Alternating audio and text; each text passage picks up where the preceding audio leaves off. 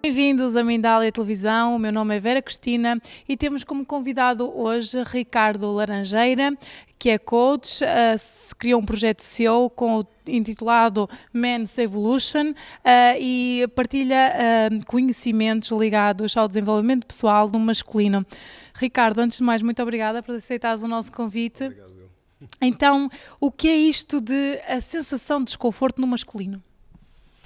A sensação de desconforto no masculino, tal como eu falei agora há pouco, é talvez uma fase em que o homem entra numa zona de risco, em que uma zona de risco é provavelmente uma crise, alguns chamaram isto uma crise da meia-idade, mas hoje em dia já não podemos falar de crises da meia-idade porque elas podem acontecer em várias fases da vida e claramente estamos a falar se calhar de uma crise existencial ou uma crise de sentido. Essa crise existencial está ligada com uma crise de identidade ou então está ligada com uma crise, se for de sentidos, pode estar ligada com uma crise da missão.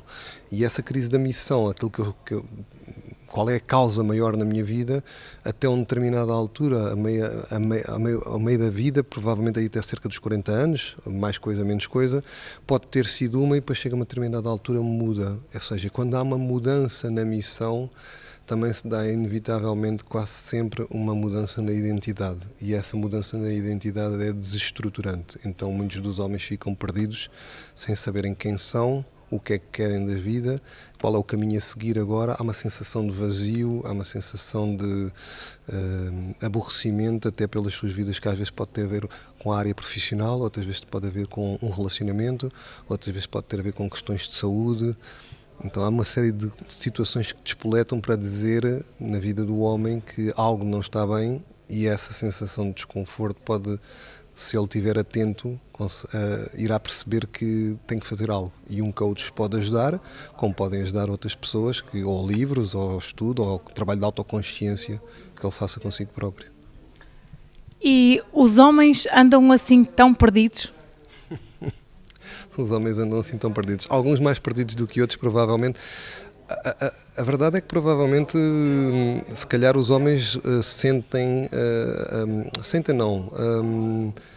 talvez haja uma inconsciência ou uma falta de consciência, vamos lhe chamar melhor assim, que nem me dou conta porque não tenho tempo para parar e pensar em mim. Parar e sentir, ou seja, a nossa vida hoje em dia é tão acelerada, é tão carregada de processos de stress e ansiedade, de tarefas a fazer e coisas a cumprir e problemas a resolver, que nem sequer paramos para pensar realmente de onde é que vimos, onde é que chegamos e para onde é que queremos ir. Então, talvez muitos deles estejam perdidos e muitas vezes não sabem. E talvez hajam períodos, momentos em que se faz uma pausa ou acontece algo na nossa vida que nos chama a atenção de que, afinal, eu estou mais perdido do que eu pensava. E como é que então os homens podem reconhecer estes sinais de que algo não está bem na sua vida? Bem, os sinais que normalmente acontecem é atingir a idade à volta dos 40 anos, não é? É um dos sinais para que normalmente estamos a fazer um balanço a meio da vida. O que é que foi a vida até agora e o que é que eu quero que seja daqui para a frente. Outra coisa é começar a sentir preocupação com assuntos que têm a ver com a área profissional, com o relacionamento ou com outras coisas e começar a perceber que aquilo não está a preencher.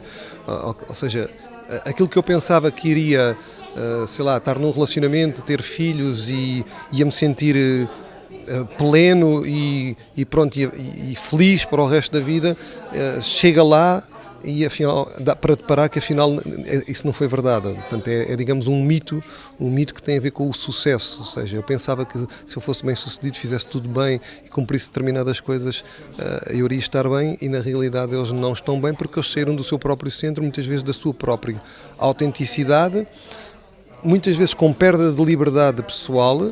Ok?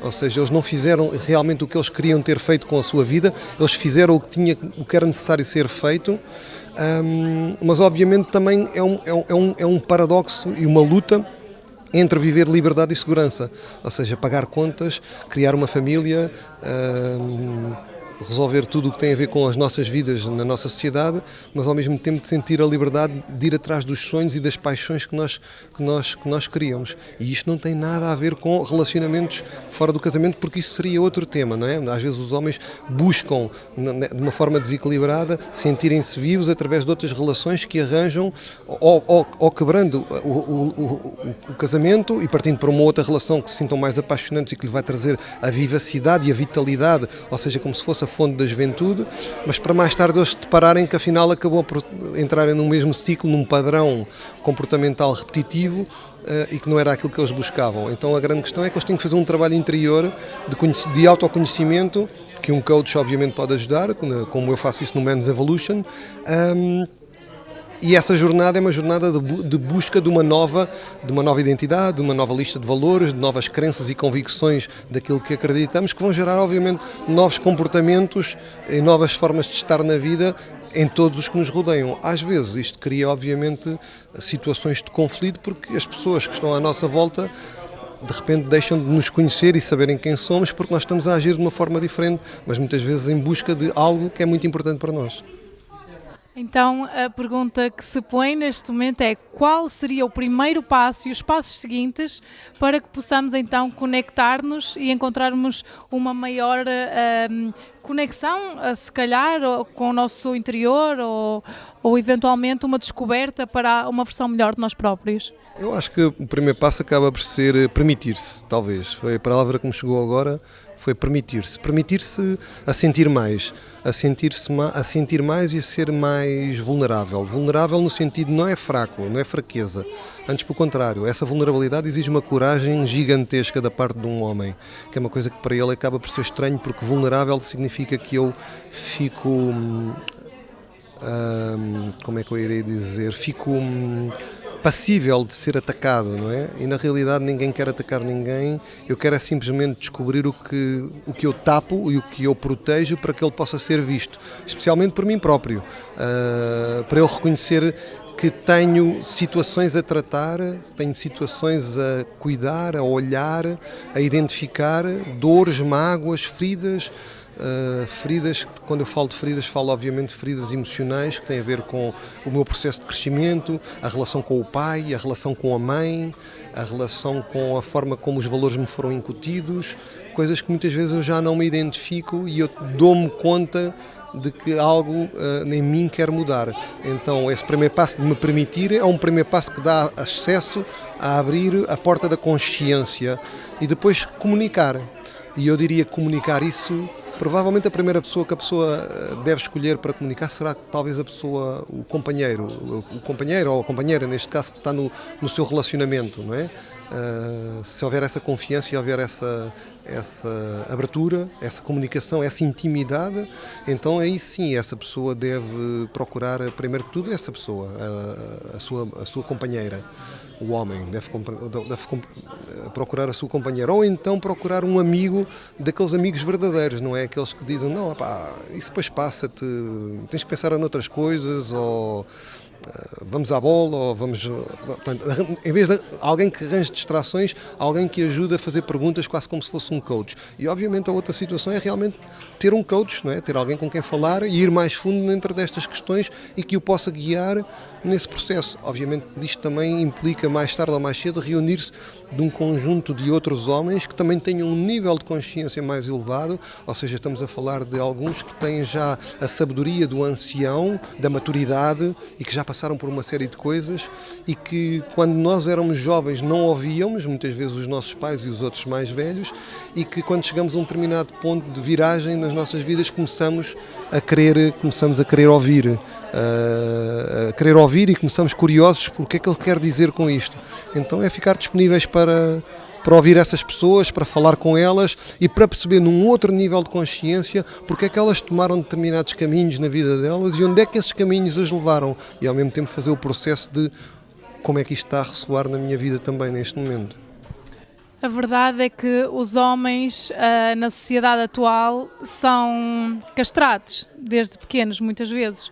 Os homens sentem pressão, não se abrem, fecham-se e isto tem consequências quer para a sua família, paterna e materna, quer que criam na sua vida, durante a sua vida. Sim, há muitas situações em que coisas que não foram resolvidas na infância, ou que mágoas que ficaram na infância de algo que o pai ou a mãe tenham feito, muitas vezes com a melhor das intenções, mas que para a criança foi qualquer coisa que foi realmente muito marcante. Essa criança transforma-se num adolescente e mais tarde num adulto e entra numa relação e acaba por, muitas vezes, sem querer, perpetuar o padrão de comportamento que os pais tiveram para consigo em relação aos seus filhos. E se não fizer nada, se um homem não fizer nada, acaba por fazer passar esse mesmo tipo de energia, ou de uma forma diferente, ou igual ou de uma forma diferente, na linhagem das gerações que ele deixa. Portanto, os filhos, nomeadamente se for filho homem, rapaz, a forma como ele se vai comportar com o filho tem muitas vezes a ver com a relação e com a forma como o pai se relacionou com ele. Ou às vezes até por oposição, mas a oposição muitas vezes não é o 8 nem o 80, é como é que encontramos o caminho do meio.